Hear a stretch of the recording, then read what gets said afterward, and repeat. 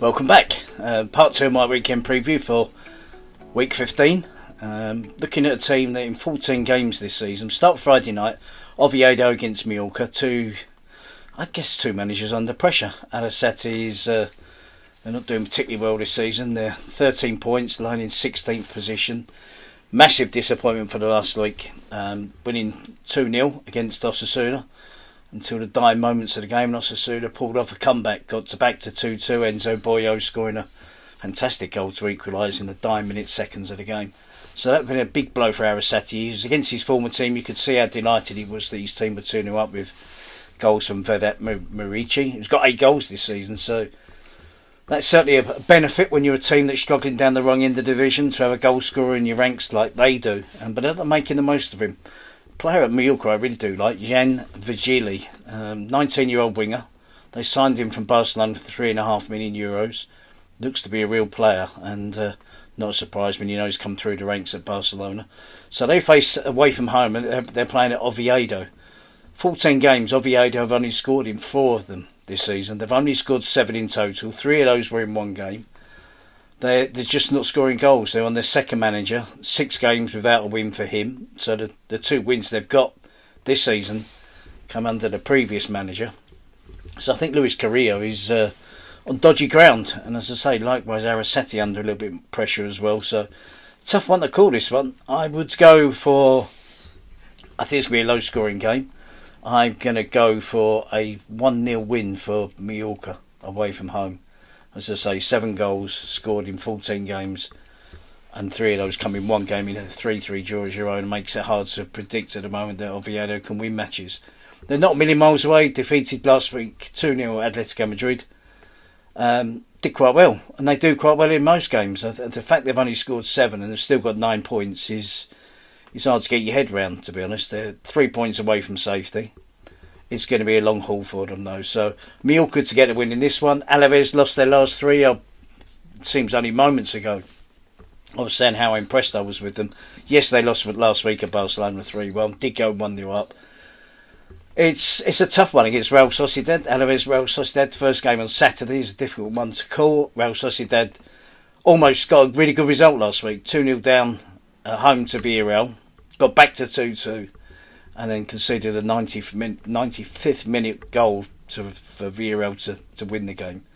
So signs that Real Sociedad are on their way back, but they're just not winning enough games. And it's a tough one to call. I'm going to go for a draw in this one. I'm going to go for a 1-1. Then Sunday, I talked about the other games that were on Saturday. The 3 of the top 4 are playing on Saturday. On Sunday, we've got Elche against Girona. Elche had that magnificent draw against Real Madrid, possibly should have won it, and then go and lose to Getafe, which is kind of how you see things. We kind of forget that Elche are newly promoted because they're playing so well, doing well, 16 points, 11th position. They're facing a Girona team who got their draw against Real Madrid as well, one of the teams that's drawn against Real Madrid recently. Knocked out of Copa del Rey by a lower ranked team, lower league team this week. Puts a little bit of pressure on Michel, but I think patience is needed at Girona. I think it will be there as well. This is a tough one. I'm going to go for the surprise win here. I'm going to go for Girona to get the win at Elche.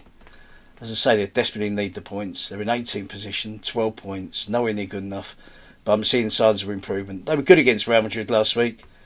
Changed the team, didn't work in midweek in the Copa del Rey. They're out of that. Probably isn't the end of the world for them. Puts Michel under a little bit of pressure, but I think they can focus on La Liga now. On Sunday, I have the pleasure of doing Valencia against Sevilla, and I mean that. It's 2 historically strong clubs in historically Valencia, Sevilla in the last 20 years, but both are really suffering at the moment. The way the club's being run, the way the club's going financially. And again, this isn't an easy one to call. I think Valencia are playing better than Sevilla are at the moment. Got 1-1 draw against Rayo on Monday.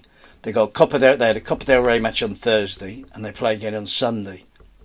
So 3 turn around quick with those 3 games for Carlos Corberán to deal with. Sevilla, on the other hand, it's 3 points from the last 6 matches, and that was after they beat Barcelona. And we all thought then Sevilla, Matias Almeida doing a fabulous job. How far could Sevilla go this season? It's surprising us all, and that win in particular Since then, 1 win against Osasuna at home, 5 defeats. Big defeat last week against Betis at home in the derby. We had all the aggro with the crowd as well. I believe some of the stadiums being closed for the next few games. So troublesome times for Sevilla. Troublesome times for Valencia, but not as bad as Sevilla. So I'm going to go for Valencia with a home victory in this one. Espanyol, I keep having my doubts. They're in 6th position, 24 points. Fabulous win away from home against Celta Vigo with a late goal. Rayo draw too many games. I'm gonna go for an Espanyol win in this one on Saturday, so on Sunday evening, and then Monday evening I'm working on Osasuna against Levante. As you say, working. Now this Levante sacked their manager this week. Julian Carrillo lost his job. Fabulously named manager taken over as a temporary basis, I believe. Alvaro de Morel. Morel was really low at Levante. 9 points, 1 point at home, 8 points away. Lost last week 2-0 at home to Athletic Club. I say Athletic Club. They lost 2-0 at home to Nico Williams last week. He was that good. He was the difference. Then none of these teams, I'm talking about Oviedo struggling, other teams struggling, Levante struggling. They've got 9 points. They're 3 points from safety. None of them are drastically bad. They've got faults, of course they have. That's why they're struggling down the bottom of the league. And Levante's faults are at home, but away from home they've got 8 points. So they face an Osasuna team who made that comeback last week at Mallorca. Alessio Leish's job was probably saved with those 2 late goals to drag back to the 2-2 draw.